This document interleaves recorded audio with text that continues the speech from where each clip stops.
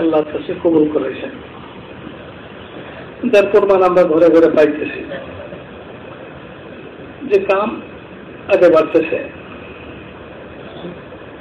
এবং নিজামুদ্দিনের ওই মাটিকেও আল্লাহর কাছে কবুল করেছেন। এই কাম দুনিয়াতে অতদিন পর্যন্ত চলবে যতদিন পর্যন্ত নিজামুদ্দিন থেকে বরকতটা চালু থাকবে। এরপরে আরো কঠিন কথা বললেন।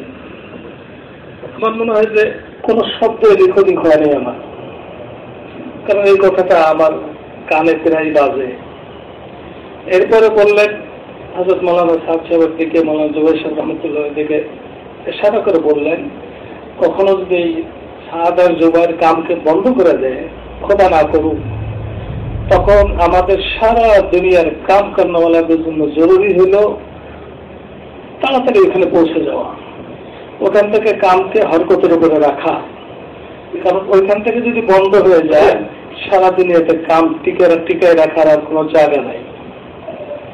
এটা ওই ব্যক্তি বলছেন যাকে সারা দুনিয়াতে তবলিগের মুরব্বী হিসাবে এক বাক্যে চেনে, এবং যিনি বর্তমানে যারা বেঁচে আছেন হযরত ইলিয়াস রহমতুল্লাহ আলাইহির সবচেয়ে বেশি সোহবত উঠাইছেন, এবং নিজেকে হার লাইনের কোরবানের উপরে উনি খাপাইছেন। হযরত ইলিয়াস রহমতুল্লাহর জামানতে, হযরত ইউসুফ রহমতুল্লাহের জামানতে, ওনার জামানের কোথায় যায়। সুতরাং কাম সারা দুনিয়াতে আসুক, চলুক, কামের জজবা আমার ভিতরে পয়দা হোক, আমার ভিতরে কামের যোগ্যতা পয়দা হোক, এটার জন্য আমাকে নিজামুদ্দিনে যেতে হবে। যে যাইতে পারতেছি না তাকে কামতে হবে, আল্লাহর কাছে তওবা করতে হবে যে আল্লাহ, কামের মার্কাজ এখানে আমি কেন যেতে পারতেছি না। এটা কাউকে তশকিল করার ব্যাপার না, এটা অত্যন্ত গর্হিত কথা যে একজন আমাকে নিজামুদ্দিনের জন্য তশকিল করবে। আর আমি এলাকায় কাম কর্নেওয়ালা হিসেবে পরিচিত, যদিও কাম কর্নেওয়ালা না, কিন্তু কিছু মানুষ আমাকে কাম কর্নেওয়ালা মনে করে। আমার জন্য সবচেয়ে রোমাঞ্চকর কথা, সবচেয়ে লজ্জার কথা যে আমার ভিতরে নিজামুদ্দিনে যাওয়ার জন্য কোনো জ্বলন নাই, কোনো তরব নাই, কোনো জজবা নাই। আমি দিনের পরে দিন, মাসের পরে মাস, বছরের পরে বছর এই আমার দেশের যে গন্ডি আছে এই ভিতরে নিজেকে আমি খাপাই রাখছি, নিজেকে আমি বন্দি করে রাখছি, যার কারণে দেশের বাইরে যাওয়ার জজবা খতম হয়ে গেছে। দেশের বাইরে যে জামাত যেতে হবে এই জজবা তো সব, এই আওয়াজ তো সর্বপ্রথ নিজামুদ্দিন উঠছে, কাকেরানে উঠে নাই। হযরত ইলিয়াস রহমতুল্লাহর জামানাইতে উঠছে। আমিও যখন ওই ঢেউয়ের সাথে ওই জায়গাতে চলে যাবো, ওই ঢেউ আমার উপরে লাগবে। কারণ আল্লাহ যখন চলে যায় তখন তাদের মেহনতের আসরাত এটা শেষ হয় না।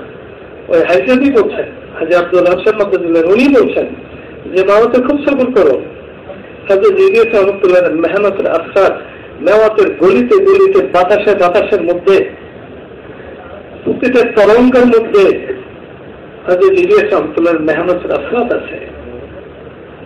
সুতরাং আমি আমার তশকিল করবে তো অপেক্ষা যেন না করি। একজনে বলতেছেন যে এটা তো চিল্লার বাইরে, মানে এটা একটা কঠিন কথা, আমার কথা বোঝা যাইতেছে এটা কঠিন কথা। আরে আমি যে চিল্লাটা আমার কাম হলো কিনা এটার প্রমাণ হলে আমি নিজামুদ্দিনে যাওয়ার জন্য রাজি আছি কিনা, আমার চিল্লাটা দাওয়াতের কাম হলো কিনা এটার প্রমাণ হলে আমি নিজামুদ্দিনে যেতে রাজি আছি কিনা। এই জন্য মেরে মোহতারাম দোস্ত বুজুর্গ, এই নিজামুদ্দিনে যাওয়াটাকে সব হিসাব নিকাশ সব কিছুর ঊর্ধ্বে আমরা রাখি।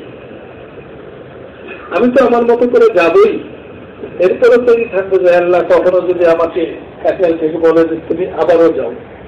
আমার যে একটা সময় আছে, যেমন এক ভাই জিজ্ঞেস করার পরে বলা হলো যে 2 বছর পর পর যাওয়া যায়। আমি দোয়া করতে থাকি এর মধ্যে যে আল্লাহ একবার তো গেছিলাম, 1 বছর হয়েছে, 6 মাস হয়েছে, 9 মাস হয়েছে, আমাকে যদি কাছে আল্লাহ আবার ডেকে বলে যে আবারও তুমি যাও।